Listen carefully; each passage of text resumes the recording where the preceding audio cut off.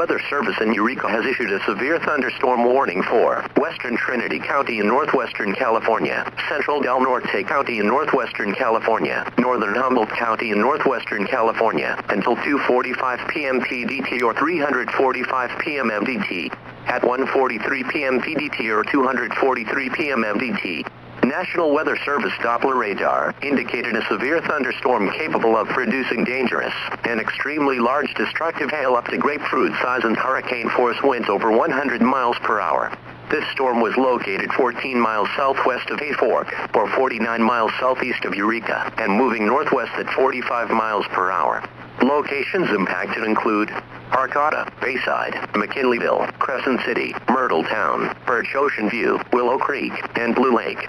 Severe thunderstorms produce damaging winds, destructive hail, deadly lightning, and very heavy rain. For your protection, move to an interior room on the lowest floor of your home or business.